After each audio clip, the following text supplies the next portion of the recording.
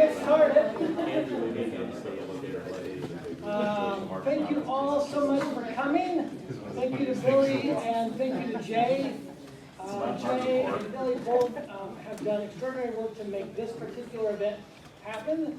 Jay has stepped up, and really done incredible work to get this off the ground and going. I could not be happier that we are at this stage, that you're here and that we're beginning this thing. I think it's fitting that we're starting with this topic because when we talked about this a little over a year ago, this idea of a Center for Teaching Excellence, a center for whatever, I talked about putting things in quotes, and one of the things we put in quotes is what is teaching, what are teachers, what are students. And so I love that the first topic is the topic of advising as teaching, another kind of teaching. I also like that we're in Switzerland, that we're doing this in this building as opposed to any of the other three, because this is another example that teaching happens everywhere. And so I'm going to stop talking so that somebody else can start teaching. So thank you again to Jay and Billy, and thank you to all of you. Wonderful. Well, I'm going to make a few opening comments, and then we're going to kick it off when we have expertise. You all have important information to share and good dialogue to initiate. So this is the National Academic Advising Association, if you're not familiar with it. They have 4 pillar documents, one of which has framed advising as teaching. It came out in '06. If you're reading the literature now, they have not in this document named fundamental competencies for the teaching of advising. That is on the horizon. They also have, they're all 4 listed here, values, competencies. This is kind of an advertisement, but Joni and I have historically used it. My team, who is here today, has used it because if advising is teaching, how then shall we teach? They have framed 4 competencies, so this might be a nice ready reference for you to use. And then finally they have the CAS standards, which frame both exemplary practices and minimal baseline fundamental requirements that we should be hitting. When Mike Mitz and David O'Hara, when the 3 of us met and we thought about how we could best use this time together, we all fully affirmed that yes, there is this association and there is a concept of advising, but we have known and practiced the art, the science of advising as teaching for a while. That is one thing that gets me out of bed and keeps me here at Augustana, the dedication that our faculty show to students. So in lieu of us lecturing, we wanted to exchange our own practices and permit you to set the agenda for what we would like to talk about today. So I'm going to kick it off with a question, and then Mike and David, feel free to chime in, or any of you as other questions surface. But we wanted to begin by talking about what does advising mean, and how have you used advising as teaching? So if you can think of a story yourself, feel free to share.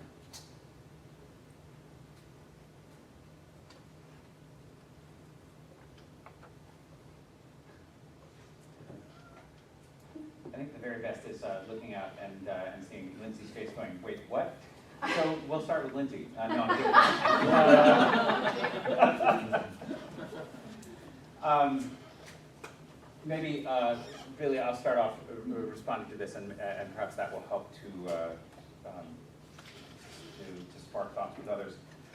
When the 3 of us got together to talk about this, we realized that even in our different departments, we have different notions of what advising means. Jason and I talk about this a lot. Usually Jason ribs me about it. I think appropriately, because Jason, how many advisees do you have? Presently? Yeah. Last I counted? Yeah. 37, 38. Yeah, so that's the total number of majors, I believe, in 2 of the 3 parts of my department. So, the number of advisees that I have, like direct advisees I have, is Thank you. This is the ribbing right here. That you'd be surprised that I know they use the word advisee. Did I pronounce that correctly? Good. Thank you. It's long tutoring at sitting at your feet. I appreciate that. Number of years. It's taken a while. We have different ideas of what counts as advising, of different notions of how it uses up our time. So if I have 7 or 8 advisees, when advising season comes around, it doesn't matter to me a whole lot if I make appointments with them, because they'll just show up when they show up. And they're philosophy majors, which means they know how to figure out what to do with the rest of their time at Augie. They're really more interested in what do they do after that. And I don't mean to disparage your majors. What I mean is that philosophy major is 8 classes. And those 8 classes are going to be offered, so just take them. It's as simple as that. It's not as simple as that, obviously, with something like nursing or with education, anything that's got credentialing that's behind it. Or with the majors that are much larger, where you have to coordinate the time at which the student takes the course. We don't particularly worry about that in philosophy. What I'll add to that, though, that when I got here, I came over to Billy and I said, Billy, you're not going to believe this, but I can't find my notes. I expected to have all afternoon free to prepare for this and to find my notes that we'd already made up for this. And instead, I had a steady stream of students. Actually, I had one student in my office for 2 hours today. A student who was having some trouble understanding what was going on in our reading of Plato. And so we started off just by talking about what's going on in Plato, and I asked her what her major was. And one of her majors is French. And she gave me the impression that being a French major made her feel a little bit isolated. And so I mentioned that French was my second language, the language that I started speaking when I was a little child. And all of a sudden, it was like a wall of separation came down. And she said something like, I didn't know there were other professors here who spoke French. And from that point on, for the next 2 hours, we talked about not just how to read Plato, but how French philosophers have read Plato, and then how the study of French and the study of her other major, I don't want to tell you too much, I don't want to identify the student, actually could fit together, and how that might work into her graduate school plans, where she might go to graduate school. She wound up telling me all the different places that she's lived, and how those might fit together in thinking about her career, and so on. And it wound up becoming a kind of advising session, even though she's not a philosophy major, and this is the only philosophy course that she's taken. But again, here we have different notions of advising, don't we? You've got the advising that you do when you've got 37 or 38 majors, and you've got to set up appointments and make sure that you get through with each one of them what they need to do to get the degree and to get it done and get out and get a job. And make sure that they get those courses in time. And then you've got this other sort of informal advising where the students show up and you have these accidental conversations that you didn't intend to have that can sometimes wind up taking up much of the day that you had. So when Billy asked the question, what is advising? What does advising mean? I think that's part of what you're getting at, right? That we have different notions of it around campus. Mike and Billy and I don't expect you all to talk as much as I just talked, and Lindsay, we're not going to put it on you, but that's why we wanted to ask the question, because it's helpful for us all to be in the same room and just to throw out there, what is your experience like in advising? Is it the same around campus? Do we have different notions of it? If nothing else, we'll get, I hope, a better sense of what it's like in other departments, but we might also learn from one another as well. So can I repeat Billy's question then? Yes. What does advising mean in your department? All those things that you've talked about. Does one of them predominate?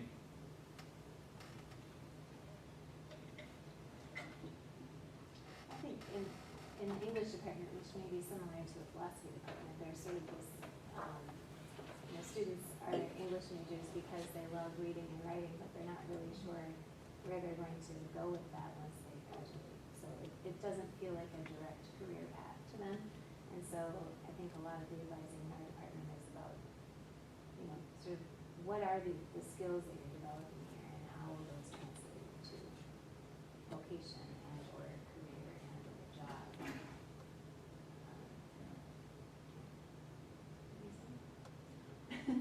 As a person who just came from graduate school and then 2 years in a place where they didn't require me to be an advisor, like my idea of advising is solely like having conversations with students about classes that they like convincing them that they should be an English major, but I've never had to help them organize schedules or things like that. But I agree that it is a lot of like, well, if I'm gonna be an English major, then what can I do with that? did have a student come to me recently and say, Craig Spencer is my advisor, and Craig is on sabbatical right now. He's off in Montana right now, I think. And the student said, you know something about ecology. Would you be willing to be my advisor? And I said, yeah, I know something about ecology, but I don't know how to get you through the biology major the same way that a bio professor would. So maybe you should go and find a biology professor who would be an advisor and count me as your second advisor, or count me as an informal advisor who can help you to think about career implications for studying ecology or something like that. I'd be interested to know more about what is it like advising in the biology department, because you have a lot of majors. We have a lot of majors, not as many as Jason. I've got probably 27-ish right now. And they're all so different from each other. When they're freshmen, they'll show up and not even know what they're there for. They might show up without a pencil. They don't know where. They didn't show up to my session where I tell them. Oh yeah, oh yes. They have skipped the academic planner session. So sometimes I teach them how to use academic planner. When they're freshmen, I try to talk to them very much about specifics in terms of applying to any grad programs or careers, just like sort of getting them in the right direction. Because I don't want them to. Part of advising in biology is helping them realize they don't have to go to med school, because a huge number of them come in and they want to be brain surgeons, and that's not going to happen for all of them. So I try to relax the idea of what they're going to do rather than focus on when they're freshmen. How do you do that? I'll talk about different careers, talk about how the classes that they're going to take will allow them to explore biology, and they'll probably change their mind. Half the people change their mind, and it's totally okay to change your mind. And in fact, I'd change my mind if I were you. Cautionary tale. That's why the teacher said that to me. That should be the session in mid-October. So your question, Colin, how do you do it? I don't know if there's a magic thing, and having had two kids just go through two different universities and how their advising happened or didn't happen at those universities. I think in any, and obviously no different, you have your substance of what you're advising and then in your major. These are the classes you have to take for your major, but then you have what I call the applied. So as a major who gets lots of ex-biology majors, the student is bummed and depressed because they've been told all these times they can do this stuff. But I say don't lose hope. The health field is a huge area. As we found out in the news today, you can run an event bar. You don't have to think about health, run an event bar, and you can work for Sanford. You can, you see this a lot of sport management majors. Everybody wants to be the director of PR for the Twins. Well, there's only 32 of those jobs in the United States. But you could work for Barrel of Fun Potato Chips, the official potato chip of the Twin, and still connect, or the Minnesota Baseball Association, or Target, and you can get your sports fix. You can get your health fix by doing PR, communication, sociology, patient consulting. If you know Spanish, you can work with the Spanish patients. And you're still in health. You're just not with the MD behind your name, and you can still do it. I've got many examples of other places I've taught with that. At University of Idaho and UND, we had an actual advisor work within the school. We had a school of communication at both of those places. And he or she would do that. And we could focus more on our specific sub-areas. I think Augie does have the danger where we get too much on the substance side. At times we have to do X, Y, and Z course, but then you forget about the applied, or we go the other way, and we do the applied, and then these are the courses, and you do that. I think of, when I talk about the holy trinity of teaching, research, and service, it's probably the most overlooked one. And I'll end with a story about my new son-in-law. He is an aviation major at SDSU. And so I'm like, what are you doing? You're really busy. Well, it's advising time, and it's really busy. The students come in and they're asking me lots of questions and all that. And which I enjoy, by the way, what Dave was saying. I'd rather have them come in and talk. What can you do with the comm major than, hey, do I have to take that 290 class or 310 class or whatever? And have much more enriching discussions there. And while you're busy, well, you advise. Like, yeah. He went through 4 years of school at SDSU, and not once did he talk with an aviation professor, because most of them have an advisor in that area who studies what do you need to do in aviation. Or our other daughter started out in nursing here and then switched to SDSU. Every advisor of hers that I met at SDSU, not one of them was a professor in the field. You know, like the one for nursing was a consumer science major. No offense to consumer science. But they knew They, So were they a primary role advisor, were they a full-time staff member? they were a full-time staff member in the college of whatever it is, health sciences or social and behavioral science, whatever. And at our schools, in both cases, the person was not a degree person in communication. One was education, I forgot what the other one was, and they did a good job, but they were focused on the nuts and the bolts. And so that balance between your substance of your majors and then what can you do with that major. And I think Augie is in a unique position to do it better and do it differently. When we meet with prospective students, this is one of our number one selling points, is that when you come to Augustana and within your major, and particularly nursing, you will get a nursing advisor who is faculty, and, you know, I would say 80% of us continue to work, you know, at Sanford and Vera, so you're not very current nursing, you know what's going on out there. We've had a lot of discussion in nursing about, because we also have a large amount of advisees, we each go with around 30 advisees each year. And so we did formalize our advising because we were finding that we were all doing it a little bit different. And so we said, so we had discussion and looked up like best practices and said what are best practices for advising and what should each advising session, formal session look like. And then we were also doing like longhand documentation of this, which takes a long time on 30 advisees.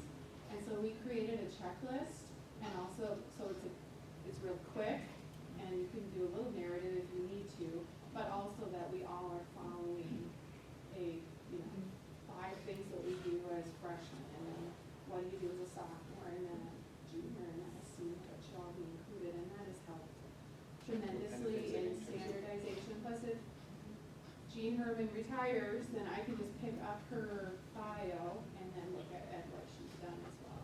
And then her student knows I'm gonna follow that same standardized type of format. When you say 5 things you do as a sophomore, what do you mean by, what would be examples? Like things in terms of summer jobs? Or Yes. career preparation, that kind of Yeah, stuff? career preparation, like we talked about, an internship with them. Have they filled out the nursing application? Have we gone through again? You know, we always fill out their academic planners like all 4 years, because ours is very, like, you've got to be in microbiology, you know, sophomore year. And so we're looking at the whole projection of all 4 years every time we open it back up. Yeah. Those kinds of things. Credit codes and credit checks.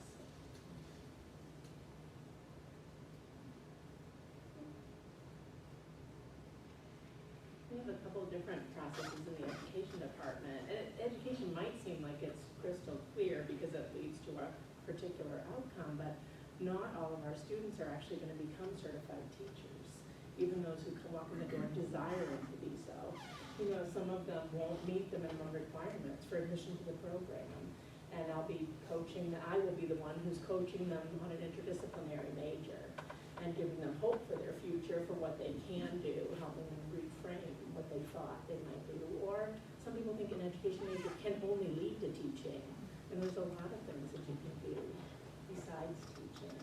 But we also have advising checklists so that everyone can understand, even new advisors can understand, this is what people need to know. This is when things are offered in a concise sheet, So we've got that kind of information, but we also have no credit e-portfolio courses. So we have courses that students complete as they're preparing to be admitted to the program and admitted to student teaching and completing student teaching and preparing for licensure.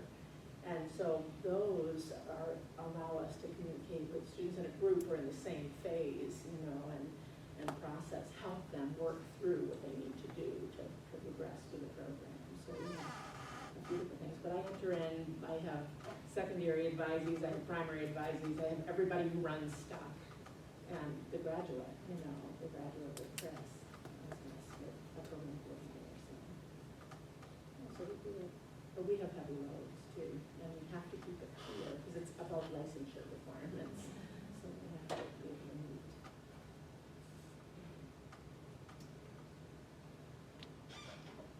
curious, given some conversations we had this summer, so the FYS committee, or several of us wondered, how do we frame the first year seminar? How do we frame Sophia? Particularly knowing pop culture routinely undermines the liberal arts, and this has been going on for more than 150 years with the Yale Report of 1828. I mean, when you explain Sophia in our core curriculum, how do you help students transcend a checklist? So it's not just something to get out of the way, or help them see the value of the liberal arts. Just had that right before coming here. There's a family from Minnesota, and somebody's trying to decide should they major in business or the business major. They're interested in that, and they were one of the people who thought liberal arts were a bunch of democratic liberals. Or at least the mom thought that, I know. Yeah, and so you're trying to deal with that, but to me it's pretty easy when it's, I like the 1/3 model. And when you explain that to them, that your student, and parents don't like hearing this, is going to change their major several times. Not everything's going to be cut and dried for you. So like I majored in, what's a good example, marketing. And so every single job description will have the word marketing in it. If it doesn't, I can't apply for it. But you know what, an English major could apply for a marketing position perhaps, or vice versa. And so you have that 1/3, that's your major, your core competencies, your conceptual, if you will. And then you've got your 1/3 gen ed, and you've got your 1/3 like you mix and match. Like I take a philosophy course. Oh, I like philosophy, and I only have to take 8 classes, and I can get a major in minor. Boom, easy. Or I like Jason's business law class, and so I'm going to take his HR class too, and so now there's 2 business classes I could put into that other 1/3. But you explain, I always like talking about it on the build capstone. You look at something like stem cell research. I need to know some science. I need to know some history. I need to know some ethics.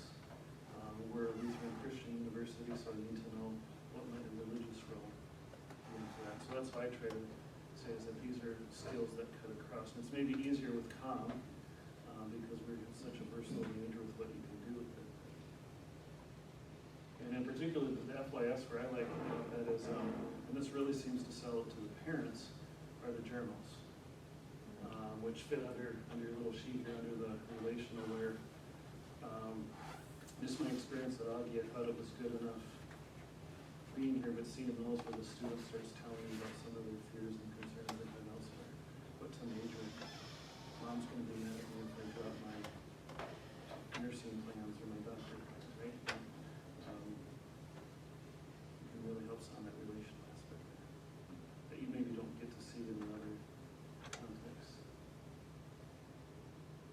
I don't dissuade them from calling it a checklist, because that's where they're at. And because what I've seen since I've gotten here is that they don't understand the third. They don't understand the liberal arts. They sit there and they fill in all the things they need for the business major, all the things they need for Sophia, and then I'm like, does that add up to 124? And they're like, what? And I'm like, it all has to add up to 124. And they're like, it's 100. What do I do? And I'm like, well, we've got to find you 24 more credits to take. And so I have just accepted they view this as checking a box. And at some point, we try to, maybe they take O'Hara's philosophy class, and they're like, this is great. That doesn't ever happen, but but maybe they do. So that's part of what I do. I get actually very real with them, and I meet them where they're at. They don't understand. Some understand liberal arts, some don't. If they don't, and I know even for me, having gone through the system, it wasn't until after I graduated that I'm like, now I know what they're trying to do. I mean, a couple of years ago is when I finally figured it out. And so I'm very checklist. When they come in, we go through Sophia, and we look at the planner, and there's green check marks and red X's, and then sometimes there's glitches, and there should be a green check mark, but there's a red X, but we work through those. Your red X and there's a green check mark. Yeah, but we work through those, and so we just kind of go, here's, freshman year, what I want you to do is at the end of the year, I want to see several things. I want to see you having made good progress through Sophia. I want you to have taken these 2 or 3 classes from our major, and I want you at 31 or more credits. And let's just kind of get you through, because I think one of the downsides of the planner is when they drag and drop, particularly that freshman year, when they go to register in November, classes are tight. And then later in the day, they think their world's gonna end, and you're just like, no, no, no, look at all Sophia here, we'll get you know, and then they're like, but it's at 8. Yeah, it is. So, I just meet them where they're at, and some get it and some don't, and I think we need to do the checklist, but I think we also need to develop that personal relationship, because for some of them, they don't. They understand the checklist and they feel some sense of accomplishment. They're like, look, and others, we just pray. And when we get to the senior year and Joey sends the audit out, and they're like, yep, that's what we thought it was going to be. So that's my approach on the academic advising. But I also find we do a lot of informal. I had office hours outside today, and had one of my advisees just show up, largely because I had my dog with me. But we went over her resume, and another one talked about law school. So there's, we can't, from our major, we can't get it done during the advising session. We cannot get it all done. There's not enough time, even the half-hour meetings, because freshmen show up and they sit down and they go, advise me. And I go, I advise you to read the email where I told you what you needed to do to prepare. Once the juniors and seniors show up, and they have a whole lot more, they need help with all kinds of stuff. Well, and the juniors and seniors also then start getting these fantasies of getting 3rd, 4th, 5th, and 6th majors without finishing their first one. So, but I do think that we have to, the biggest problem I see with freshmen is they don't know what they want to do, and that scares the hell out of them. And so what I've always told them is, I said, come up with an answer, whatever your answer is. Say you're an English major, say you're, but just come up with an answer, because that's what they want in the conversation. Because when they go home for Christmas, everybody's gonna be, what are you? Oh, I'm business major. Okay, what are you gonna do with that? Just come up with an answer, even if it's not true. Because then everybody, just say I'm gonna be a government illustrator, and nobody will ask you another question after that. Seriously, they've studied that. But just come up with an answer, and that's half their problem, because a lot of them are like, I have no idea. And so we come up, I'm like, well, you're here. Just say you're a business major, but I'm not.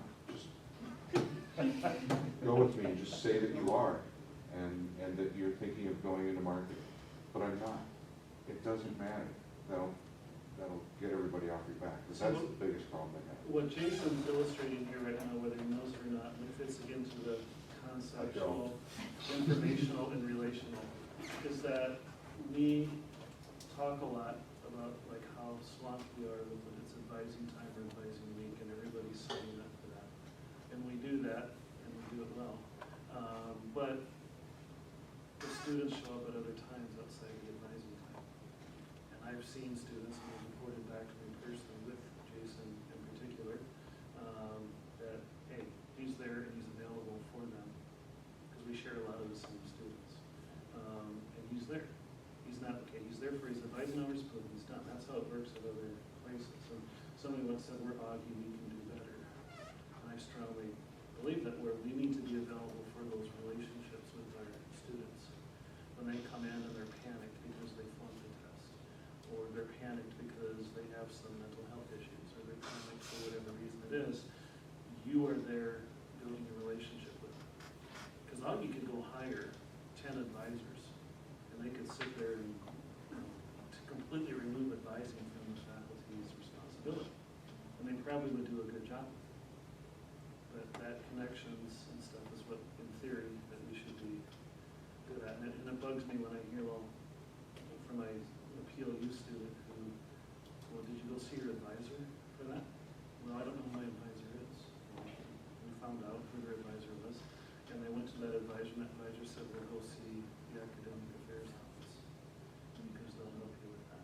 Like, oh, I could get that for cheaper at a state university, than a private university that's supposed to be better. It says in the mission statement, how can I help the student flourish?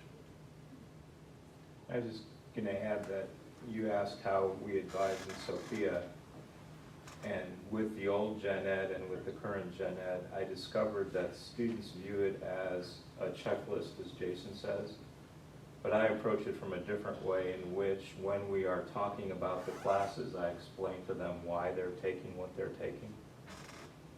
So, you know, for example, when I get to foreign language, I talk about how, you know, different languages have different words, and those words create you to think in a different way. And, you know, when you go in there, you're going to see a different world than you're in. Or when you go into, you know, why do we need to have math? Well, here are things in life I do with math, and here is why you're going to use those things throughout life.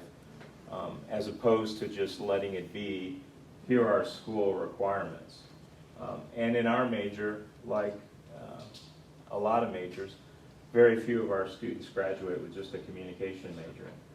So I spend a lot of time talking to them about other parts of campus and what people do and why they might be interested in it. Because usually we say, you know, you want to pair this with something else.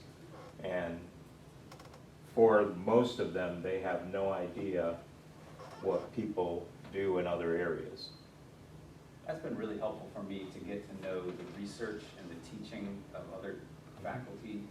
Like when a student comes to me, we'll point to biology, and because you have a good diversity of teaching in your department, if they say that they're interested in biology, knowing what each of you does, or at least having some sense of what each of you does, I can point and say, oh yes, if you're interested in plants, you know, then I can name 3 people right off the top of my head who they would be good people for you to go and talk to.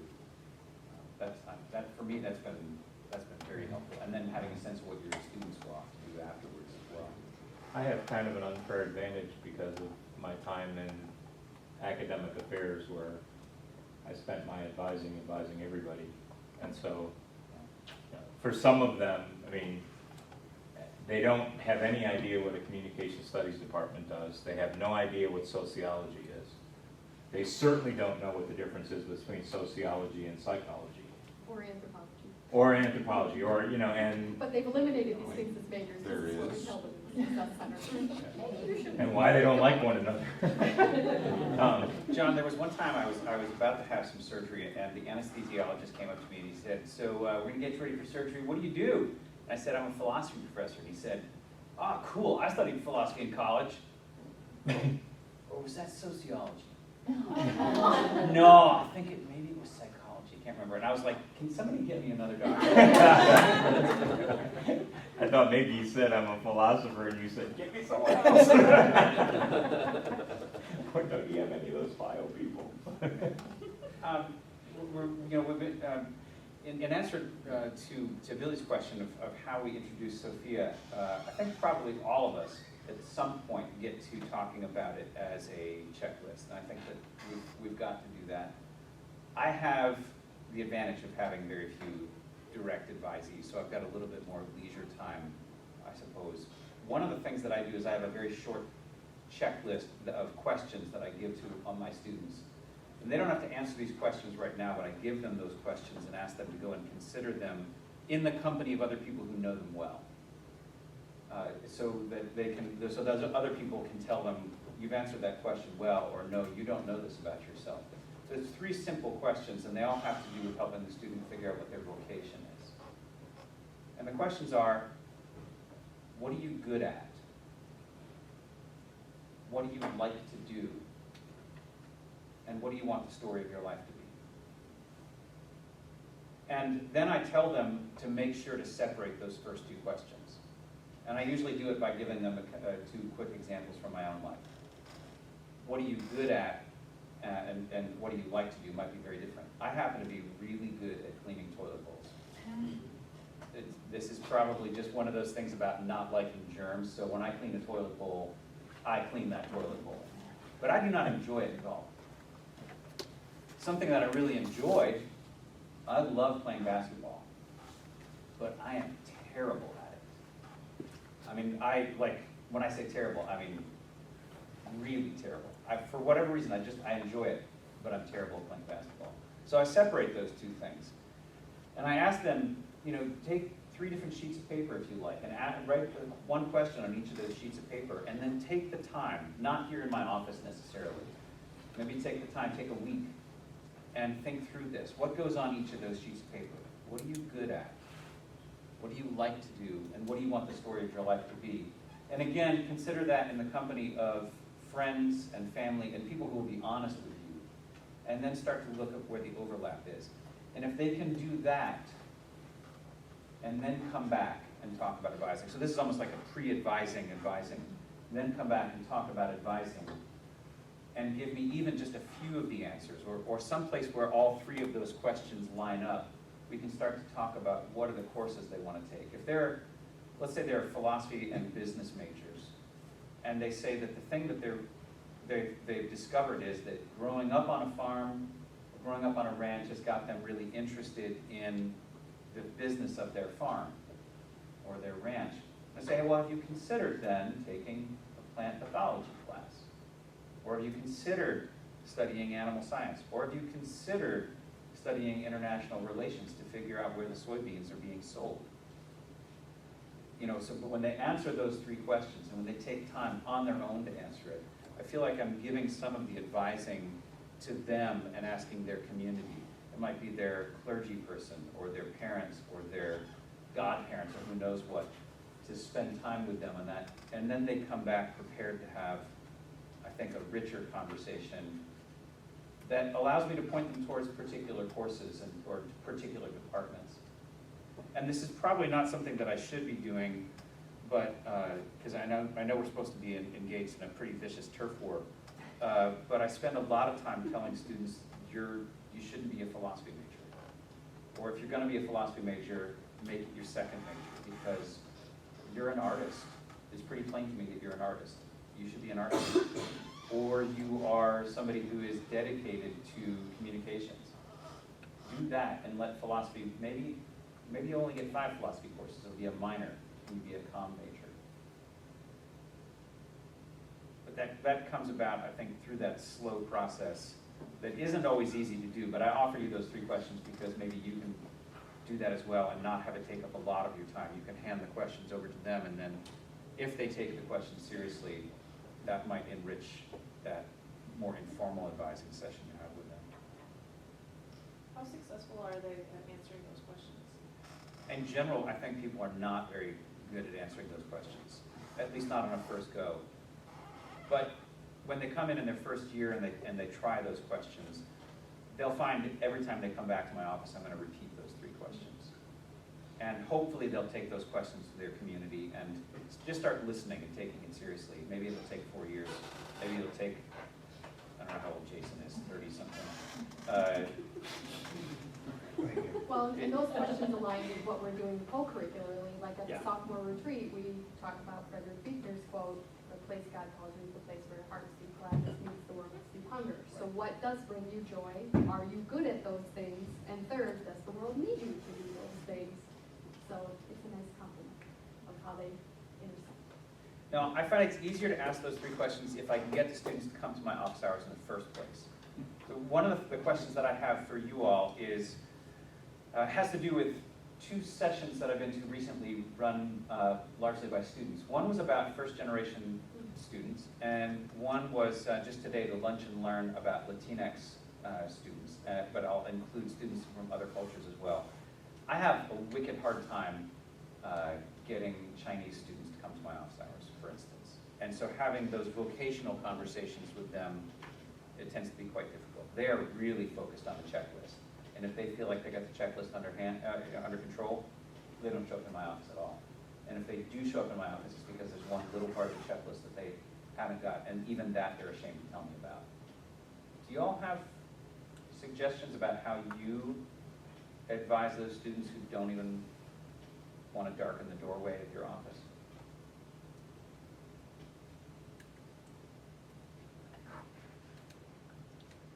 All I can offer is that's a common theme for particular groups of students on campus for everyone. Jessica has issues with visa stuff and still can't get them to communicate. You know, there's groups of students that are better communicators than others and better face-to-face communicators than others. And so it's a process of to meet them where they're at and asking them, this is important, how can we work with you to understand the importance of this? That's what Jessica and I talked a lot about, trying to ask the student, do you understand the importance of this? And how can we work with the group of students that you relate to get them to respond as well? So kind of putting it back on them to help understand the importance of it, but again, to get them to have that conversation in the first place. Yeah, the session, the lunch and learn session today, one student from Honduras and one student from Mexico, again, I won't name names, but both of these students said in their cultures, to ask for help is to expose weakness. And that is frowned upon in their cultures. So they've been trained by their parents, by their families, by their cultures, not to go to a professor and ask for help. Well, and the other added dimension too is the questions we just named may be very individualistic. In some cultures, it is very appropriate for family and tribal leaders to choose someone's vocation and career. That's something we're trying to be cognizant of when we host workshops and career classes, to not force that on particular students. How do you get freshmen to come for advising? Do you require it? All my advisees have to come. I won't clear them. Yeah. Me too. The end period. And how long are they required to sit with you? Well, Not that it would need to be. everything's, I have half-hour increments. Okay. But I have a standard email that I send out to them that says, here's the expectations. And the women do better than the men. Honestly, freshmen men are a struggle. In terms of showing up prepared? Yes, both, showing up, being prepared, any of that. Because Dave, you had problems with, indicated like maybe Chinese students. I have problems with freshmen males and freshmen sophomores, and they tend to be athletes. And the way that I do, They have leverage. and the way that I do it is usually if I can find out what position they play, and what team they're on, and I've had another student prior to that, I'll turn that, I can think of one several years ago where the individual was on the football team, the individual played linebacker. I had another linebacker in the class that was older, and I just asked that linebacker, I said, can you go talk to him? I said, because he's not going to be here next year if he continues this. And I knew that particular senior linebacker had done similar things. And so I sometimes turn to students, but no, I actually threaten them that they will not be able to register or be a part of the institution if they don't come and see me. Similarly, for those that have had students advisees leave, what would you say to new faculty in terms of red flags? What are some indications that your advisees might not be here next semester or next year? And if you could go back in time, what would you say differently to them to get them to reconsider? I don't know if I'd say something differently to them. One of the comments I was gonna make when Billy was saying, what does this mean? And I thought of all hands on deck, and this is where the drums come. It happened to both of my students, both of my kids. It happened to one of my kids here, and it happened to them again at PLU and also at SDSU. Lack of compassion by somebody at the university. It might have been rude customer service in a financial aid or a registrar or a campus life type of office. It might have been a professor who didn't show compassion for their needs or concerns. And sometimes rude comments were made, sometimes not. And I see that, appearing up in the journals too. And so to prevent the freshmen from leaving, they'll never get 100% retention. But those kinds of things, because advising is about relationships, and that's where it comes in. And maybe there are certain groups that are nervous or apprehensive about that, but it's where I think that's one of the strengths of an FYS, where you have these students sometimes for 2 semesters, and there's things built into that program where we can hopefully get more of those hands on deck. But I do think your office, academic affairs, Billy's office, Joni's office, Mark's office, can think about some of these kinds of sessions here. Today we're talking about advising and teaching, but why not advising in other elements of campus that all kind of overlap and fit together? I consider my FYS class an adventure in advising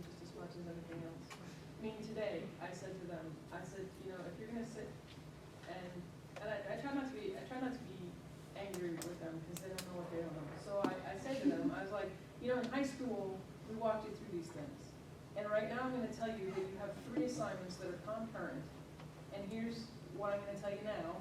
And I promise you, the next time in a different class, if you have 3 concurrent assignments, they're not gonna sit down and hold your hand.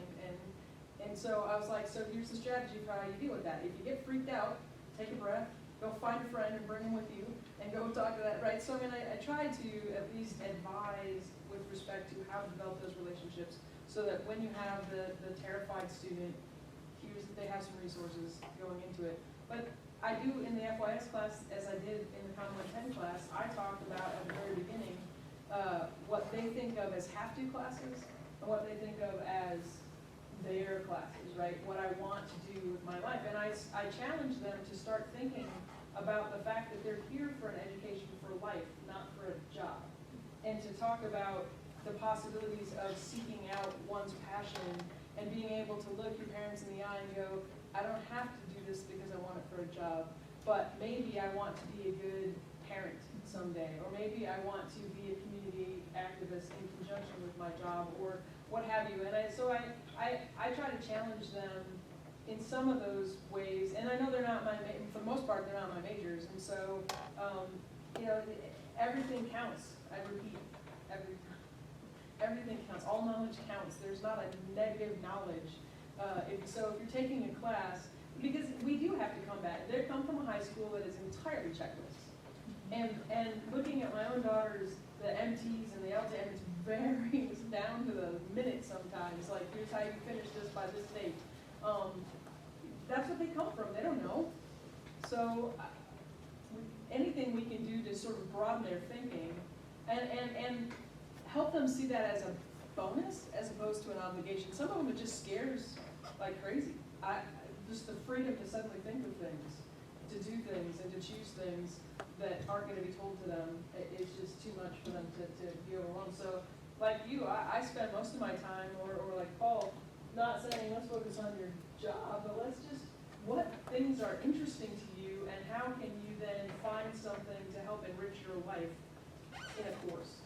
And then we'll worry about getting everything else. Because once they start laying that out, I'm like, well, then that can go here and that can go there, and then suddenly they've got a plan and they're less freaked out. And hopefully they can still talk to their parents about how they're going to get done in 4 years. But that's what I just do it as a part of the class and make it really cool.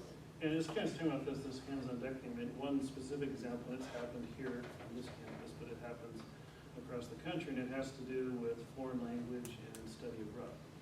As the advisor for the international studies major, then you get comments like, well, you don't need to know a foreign language because everybody speaks English anyway, or X% of Augie grads stay in Sioux Falls.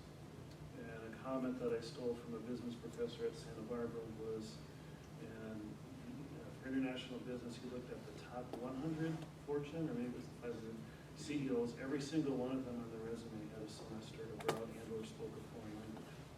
And you look at the global climate right now, those would be good things to put in with a business major, but you see that a lot, I think, on campuses where, what's the benefit of this? Or, you know, what's the benefit of a course in communication? Or it might have been a chemistry major, but I'm teaching a conspiracy theory course. And Operation Paperclip, we brought German chemists over after the war that weren't so nice, and they continued working for us. And, oh, there's an ethical component to chemistry. You know, it's not just pouring stuff in a test tube. And so you get some of these overlaps, and that's what hands on deck where we can say these are, that's why I'm glad we have a success center with CAT specialists, because they can help learn about our majors and, you know, try to intersect some of these.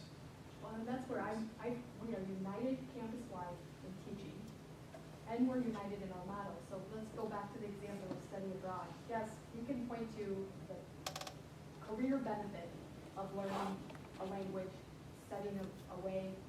But I also would point to what Heather said. What kind of neighbor do you want to be? That to me, it's self-serving to say your own career ambition should drive you taking. Yes, there's professional benefit, but the personal benefit and your obligation as a community member. I mean, that's where we have both the personal and professional value for liberal arts that we can afford. We're united in our model of service and vocation. Not career too. Vocation first.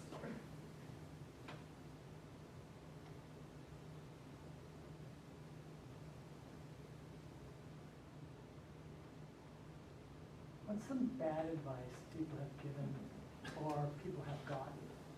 Like, oh, I wish I had told you that. Or I wish I wouldn't have been told that. Or are you all masters of this craft? The first example, and I don't know how much of it's true, you have to sort out a lot of the wheat from the chaff. Again, this on the substance side where the student is mad that they thought they had to take the class, and they took the class and it stunk and they realized they didn't have to take it.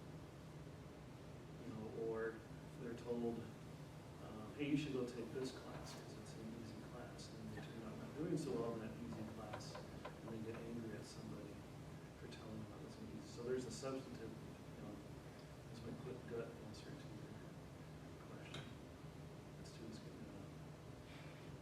Maybe that's only one Also, instance. how do we get mad at each other sometimes advising? I'm curious about that one. I think some bad advice, would, that's kind of a little bit of culture in our department sometimes, is it's the student's responsibility to get their books and advising. And so then we kind of come up with an attitude. We just groaned. You know, about, but kind of like, well, if they didn't come, I'm not gonna send out reminders, and if, you know, if they get there and it's freshman day and they're supposed to sign up, well, they didn't get cleared, so they're gonna get bumped to the bottom, and then we'll see them knocking on my door, and I'm not gonna be there. You know, some of that when people start getting mad at the student, because maybe their perception is they're not holding up their end of the bargain, but, I think what I've learned over the last 10 years in our department too is going in this is that they do need some nurturing, especially freshmen.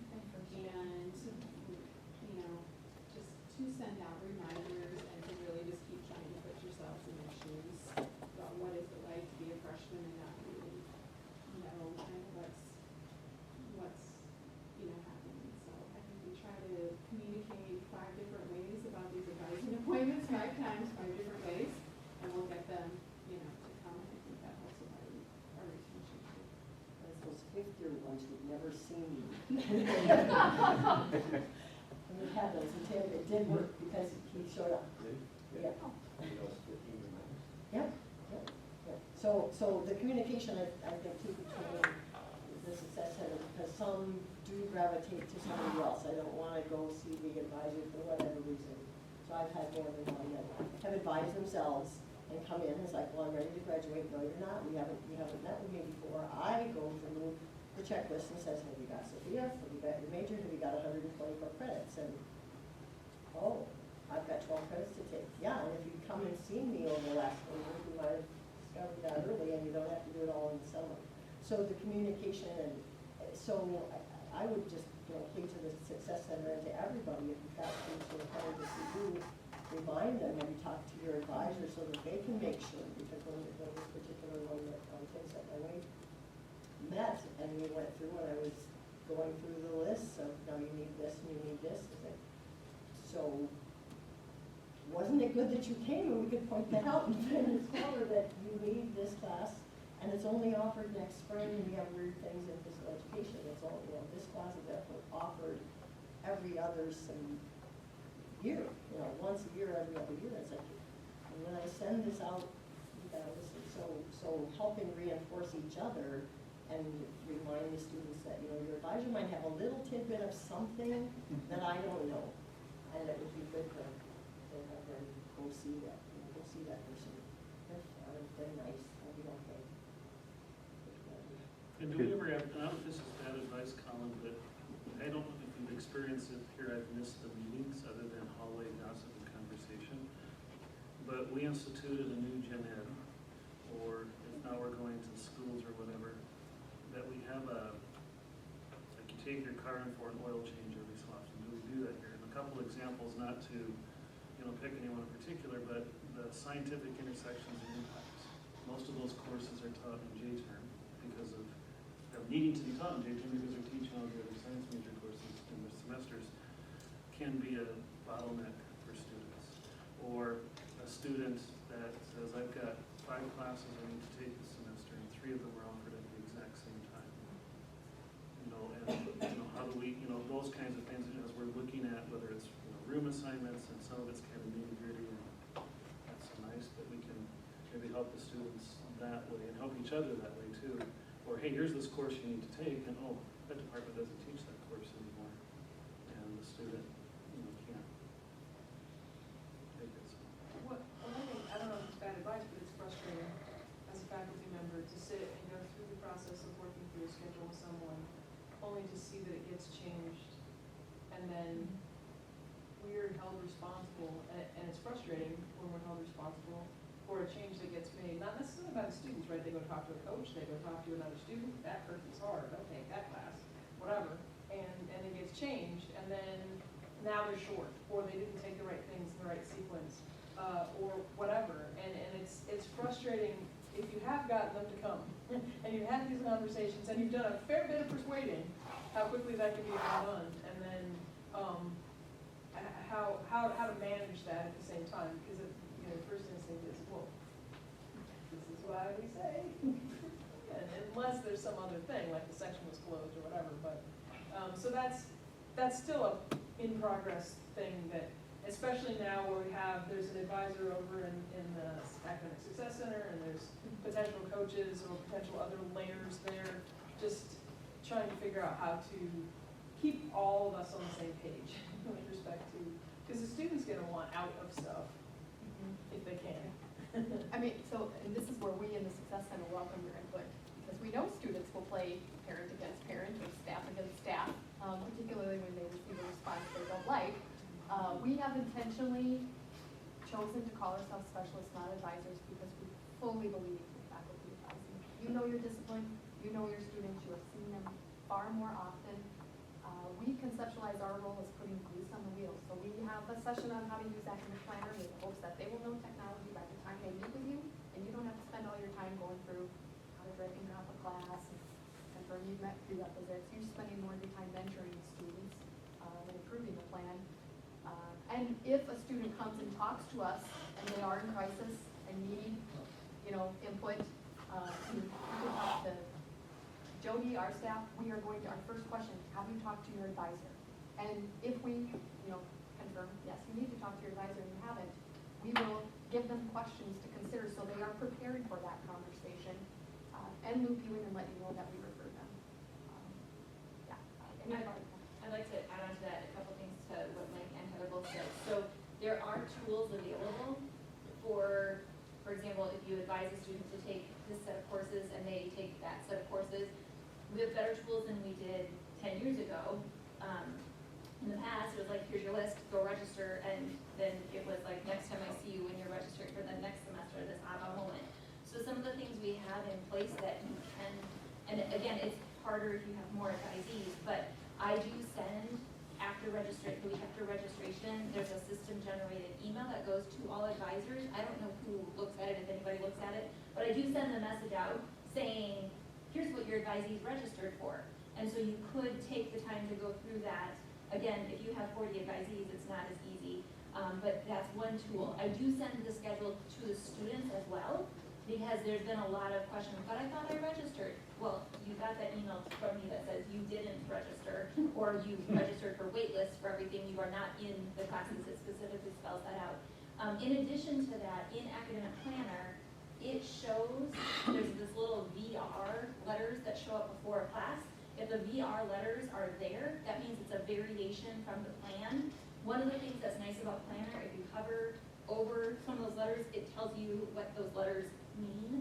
So you could pull up an advisee's schedule and you can see right there, it says VR, that means that's not something that you had talked about when they were planning. Now some of them, it might have been your backup plan, because like Jason said, the freshmen get to registration and the things they want are closed, and so hopefully those students will just go find those variations and fix those. We do teach the students how to do that. Now whether or not they are present and listening versus just present is, up for question for a lot of them. But that is something that we try to present to them on how to register for your backup courses, and you need to plan for those backup courses and how to go about doing that. We might look at the curriculum as a whole. I have brought up to the Sophia Committee, for example, the SI problems that we have with all of the courses being in interim and how we get our students to be able to register for those. So those are being looked at. The problem is they're not immediate fixes. But know that those things do get looked at on a very regular basis, and I try to to be pretty diligent to look at that. Academic planner, if every student built their plan to graduation as of today, and then next semester change their plan as of today, because that's our hope, is that they see it as a living document and know that they can go in and make changes. But as of today, let's just guess and throw in some classes and what you think you want to take. We could do a better job of taking all of that data and running, using Jay's brilliant mind, some analysis to see what percent of students want this course, and let's make sure that they're not at the same time. If you would have a mass group of 25 students that need both of these classes, we could probably very carefully make sure to do the schedule so that they're not at the same time. We're not using those tools today because we don't have the people or the capacity to do that, and we don't have enough people on board with using planner as it's meant to be used. People are scared of it. Well, if they put those classes in, they won't change it. Yes, they will if you tell them to. And so it's working through with the student that this is the plan for today, but you have to be willing to change it. And so helping them learn that process of going on a map and going off path to go see some baby bears. They all heard that story from me at new student registration. If you haven't heard it, I'd love to tell you the story. But our freshman class hear these things, hopefully over and over again, so that they get used to the fact that they need to make a plan, but they have to know that that plan is adaptable. It's not our guarantee that those classes will be offered at different times and they will all work. And I tell them that, and we tell them that over again. So we try to get that message out. We try to teach them how to be good advisees. I know everybody does things a little bit differently. Billy and I have talked for a number of years already about an advising syllabus of sorts that is a general way for faculty to distribute to their students. Here's the expectations of you. Here's the expectations you can have of your advisor. They are not here for this, this, or this. They're here for this, this, and this instead.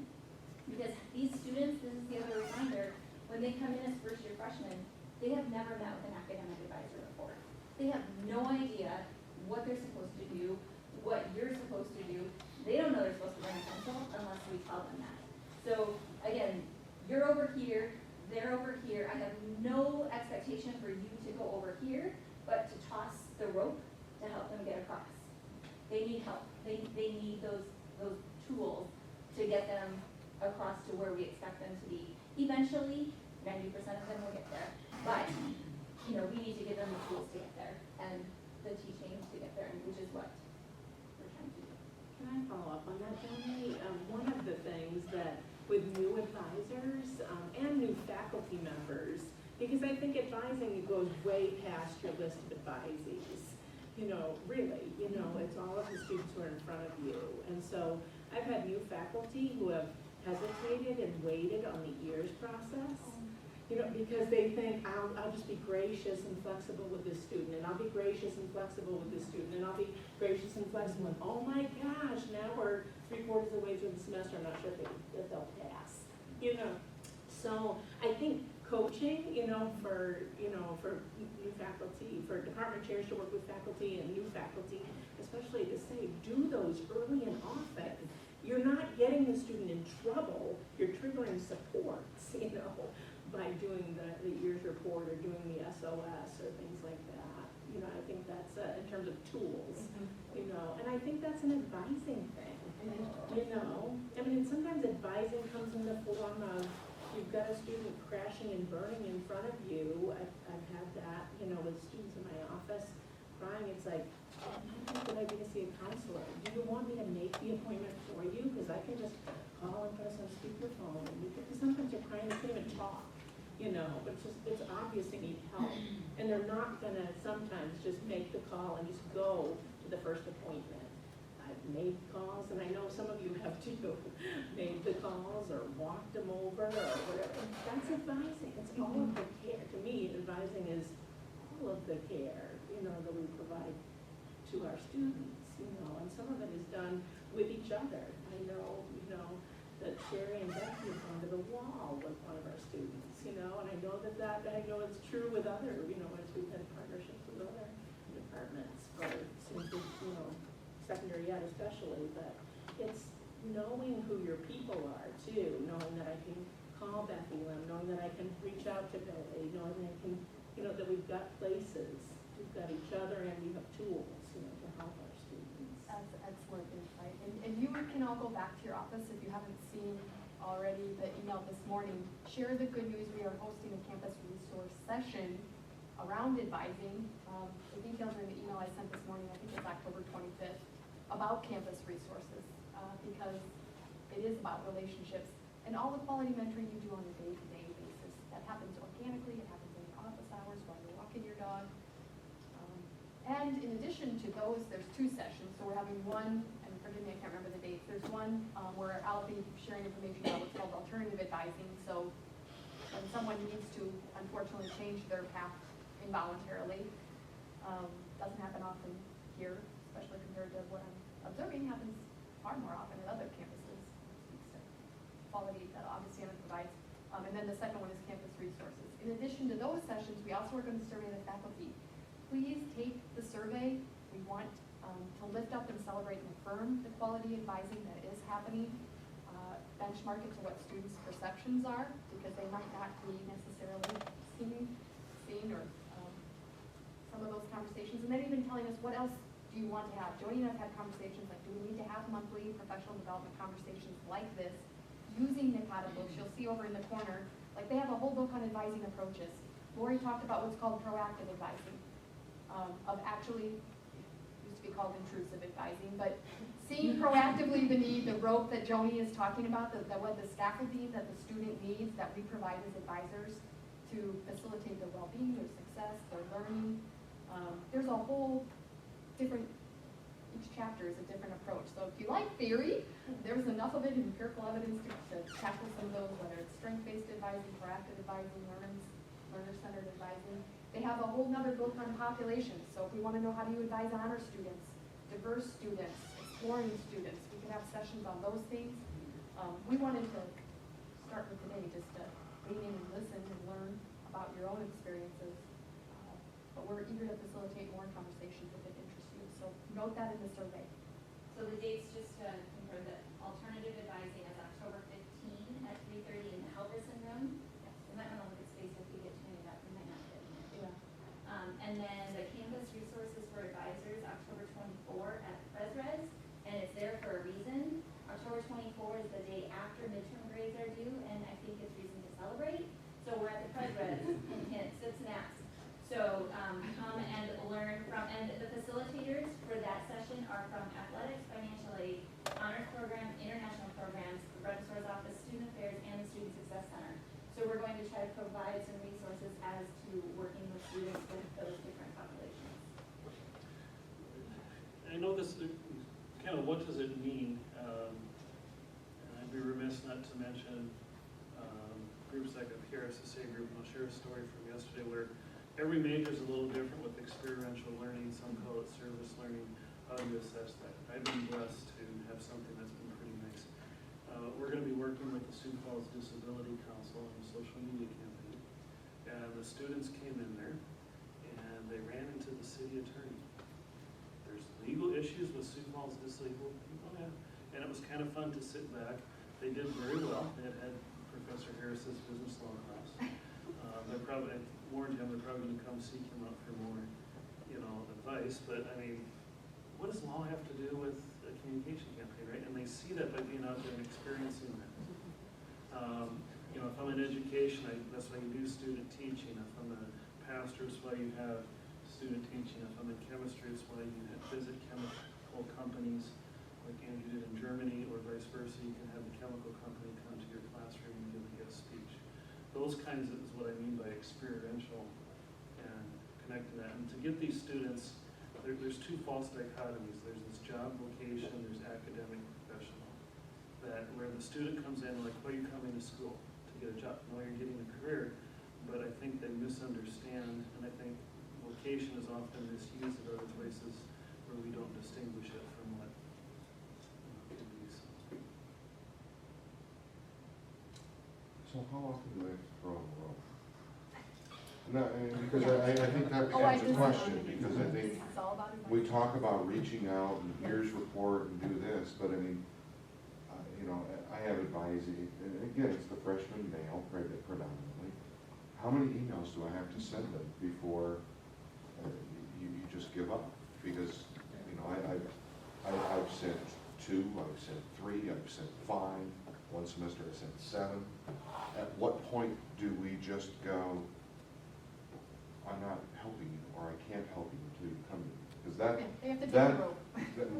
that is that's the question that every time I get the emails about, we need to be doing more, and we've got to be increasing retention, we've got to build a relationship. If they're not, if I'm sending them one email and they don't respond, okay, that's probably on me. But how many, and if I don't have them in class? Well, This sounds like, I mean, this sounds like an opportunity for teaching right here, not to continue to send them, to throw them more ropes, because obviously you don't want to send them off to work at Wells Fargo where their advisor or their supervisor is going to have to continue to throw them ropes. Yeah. I think, in my opinion, in that case, especially if it's a first-year student, I think after 2 emails that they've not responded to, what I would use that then as a ears referral. Yeah. And say, I've tried to reach out to this student for advising, they're not responding, I think they might be a retention risk, could you, and then, so if you put that in as a, so rather than a 3rd email to the student, do an ears referral, because then someone on Billy's team or Mark's team or my team will reach out to that student to say, your advisors sent you 2 emails and you haven't responded about advising, are you not returning? Or do we need to teach you how to log into your email and check your Augustana email and the value of using your email, so that the professional staff that is hired to work with the student on non-advising issues can step in and intervene and either do an exit interview for that student or teach them the value of checking their email and going to and apologizing for wasting your time and sending a message. Because that's, those, when faculty reach out to me and said, I've reached out twice to my advisee and I haven't heard from them, I'll reach out and contact that student by phone, is usually what I do, is I get on the phone and I say, you know, your advisor has tried to reach out to you, you haven't responded. Are you not returning or are you not checking your email? So I try to use those either as a teaching thing or an exit. What is the answer most of the time? Not checking email. And so that's when I've had the teaching moment of saying, you know, like we talked about at registration and at the sessions and when you're in your classes, it is your responsibility as an Augustana student to check your Augustana email. Therefore, We do that in FYS as well. therefore you need to do that because that is how important office information and advisor information is related to you.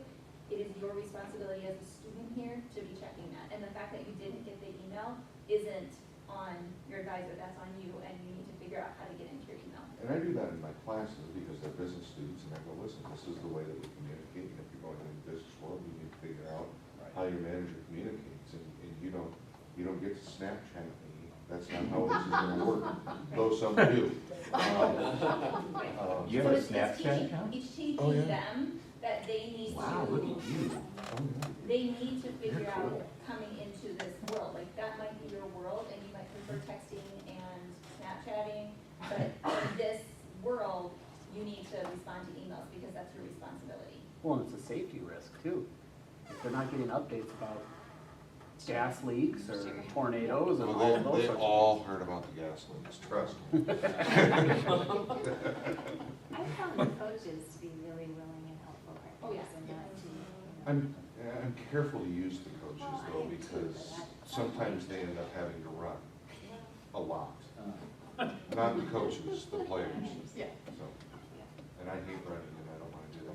I mean, that's true with you. If you don't know the behind the scenes when you're making your referral, we will leave no stone unturned. Housing around the time of registration will ask students if they plan to come back for the following semester. So sometimes that will be an indicator to where, as Joni said, we're assessing their flight risk. We will periodically leverage campus relationships like a coach, fine arts. Occasionally we have even leveraged work study without telling the person what's going on, just having them generate a referral. And there's an ethic of care built in that, because usually if it reaches that level, there's something mental health going on. One thing for the future, and I know this is out there and I've seen it, but use this session as an example. Lack of a better term, but the metaphor of ropes. Tim left. My understanding is Tim Holman is the only person on this campus who is an academic advisor for student athletes. He's the liaison for the athletic department. Are there other, who are the other advisors, academic advisors for our athletes? It depends on their major. Not their major, I'm talking in general, because when you look at D1 schools, they actually have they have their majors, like their chemistry tutor or their clown tutor, but but then there's a whole unit that gives, like what Tim does with advice for the athlete who, like I have volleyball players, they've missed 3 Fridays in a row. You know, and if they get behind in my class, they can see me as the instructor, they can see their business professor who's the advisor. I don't know if the coach is gonna care, but what roles and structures will we have for them in the future is just something that I would caution that we do. It has to go beyond their major professor, I think. There've been discussions about this in the 2030 plan. And it's come up, but I decided to take this opportunity, and my list of things to talk about, how can we be good advisors? You know, 2/3 of our students are not student athletes, but for the 1/3 that is, this will be an important thing for us to think about. I think what you're talking about, Mike, is a little bit different than what we've talked about so far in terms of advising about course selection. This is advising about what does it mean to be a student athlete and juggle that other set of expectations and requirements. And it's a different set of questions, right? So that's a really good point. So if I may, with an eye on the clock, I want to make a suggestion and then ask a question. The suggestion is that we consider, this is actually something Billy brought up when Mike and Billy and I were meeting, that we consider how to help students to leave advising sessions with a sense of the overall integration of their studies here. And so that's a fairly vague goal, but I think it's a really helpful vague goal. If in each one of the advising sessions they have with us, they can walk away having a sense that what they're going to do next semester ties into a bigger picture. What you were saying about nursing, I think, was a good example of that. That's one of the things I'm taking away from this, just having the idea that we all be on the same page so that the students know they can go to any nursing professor and any one of them has their back and knows what the big picture of their studies are going to be like. I don't know if anybody wants to respond to that, but if so, one way to do that is a friend of mine that I serve on a board with likes to end our meetings with what he calls a plus delta. The plus is what went well in this session. This is the first of a series of sessions. What are the pluses? What's gone well here today? The delta is what would you change? What would you do differently next time? And I think this would be helpful, especially for those who are going to be planning more of these sessions. Do you have pluses, things that were good today that you'd like to see more of or that were beneficial?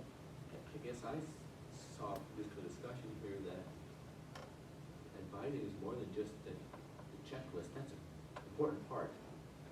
But we also have that relationship thing. We've got the checklist and the planner and all that. We got career planning, obviously. Students, parents want to know what their kids are going to do when they get out of here. Extracurricular activities. Number 4, I had foreign languages. I never thought of that before, encouraging something like that beyond that. Another part of advising would be letting the students just hear again what the student resources are. The resources here on campus. I don't think they know sometimes, but they don't listen. Maybe lots of reminders. And the last one, 1, 2, 3, 4, 5. The 7th one, which we should also discuss, is the rules on campus. Which sometimes we don't talk about those, and I sort of assume the students know those things. So I guess that's, in your integration of audio experience, I came away with 7 things that I should be talking about with the students, and I don't. I talk about the planning. And I'm missing lots of important stuff. I think that's real helpful, thank you. Other pluses? I have just the sharing ideas. What is Lori doing over in your department, and then just with that, you learn something else. I'd like to get that email too, that you send out. Yeah. The one that threatens them. Yes. Is that number 2 or send it to his students? Yeah, I'll find it for you. We'll start making memes where you go Leah Mason, I will punch you. See those memes. Oh, I haven't incorporated memes yet. We should Maybe do I'll memes. do We're that. gonna make one of Jason Harris. Okay, yeah. Hunt you down, I will hunt you Yeah. down. I don't know where you are, but I. No, I won't let you. Well, honestly, I've done things, they show up unprepared, and I send them away. because I've got a checklist of here are the things that I want you to do, because I want to do all those things other than the checklist. I want to talk about your career goals, I want to talk about how your semester's going. And I can't do that if I have to sit and build a plan with them. Because they do all tie together, your personal relationship and their career goals, because you're gonna write a letter of recommendation for them. You might help them with their resume, you might join a club on campus that, you know, there's all kinds of things you can do to make that student's life more successful here.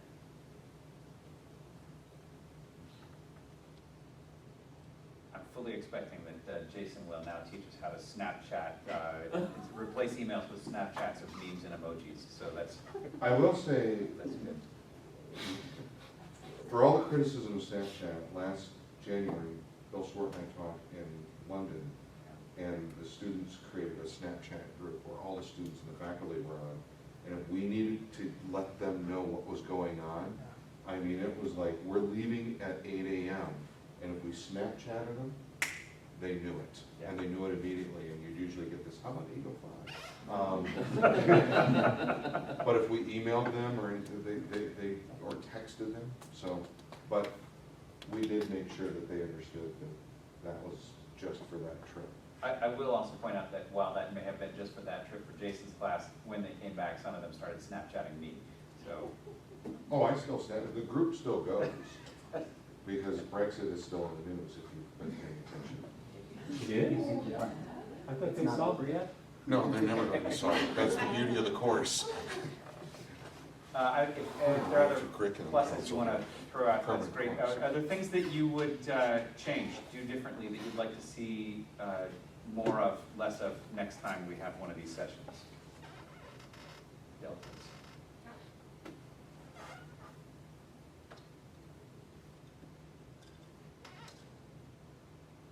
I mean, if not, then I guess we did it more or less perfectly, so that's good. Yep. Can I ask a logistics question? So you have the campus resources meeting on October 24th, which is one of the same days for the Center for Teaching Excellence. Is that what it is that day? No, that's a separate session, I believe. Oh. So I wrote down in my notes that we need to take a look at the calendar and make sure there's, No overlap. yeah, Good exactly. feedback. Yep. And recording of session and streaming of session is also something that's on our radar as well. So. I'm just curious about that. Just wondering if you were integrating, you know. We're breaking up after this. Yeah. I guess I mean, part of me would like to have a conversation about, I mean, in this session, like many that we have on campus, it's a list of more things we have to do and expectations that we will have to do it. And I would like us at times to have a conversation about some of the expectations. For example, I would have loved today to hear a conversation that was a serious conversation about the pluses and minuses of academic planner. I mean, pardon? No, I know, but I mean, it would just be, it would be a nice conversation for us to have about, there are assumptions, for example, of academic planner for where it would work with the assumption of changes. Students see it, all I have to do my freshman year is fill out 4 years, and you're guaranteeing me that 3 years from now that course is going to be here, and that's the way that I'm going to do it. And if it is there, I'm going to take it regardless of whether or not, I mean, I don't have to think about courses anymore. And it's a collective, you know, or I think one of our biggest difficulties as a faculty is that we're not all on the same side. I mean, I think we need to do better about promoting each other and promoting different things on campus in a way that, you know, is, you know, the whole, all the boats rise together. And, you know, the question of how we're going to talk about Sophia or FYS is, if we were all on the same side, that would be helpful. And I think there's a kind of paradox to that, John, in that, and Jason talked about this a little bit too. If there's some standardization, that gives you the time then to have the more personal. If there, I think Joni mentioned an advising syllabus or some standards that the students know of, new faculty know of, and that's just a given. And the students come having worked their way through that, it's on them, or it's on the institution. And then we have the next 10 or 15 minutes to talk the personal, the most important part. So, and I should know this because I'm in the curriculum meetings, but you know, how do we standardize this in terms of what's on the syllabus, in terms of what's in the new faculty orientation?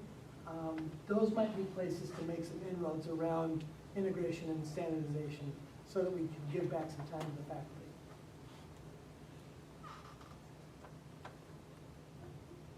Speaking of giving back time. Yes, any other things that you want us to consider for future sessions? Feel free to write lengthy emails to Colin, if so.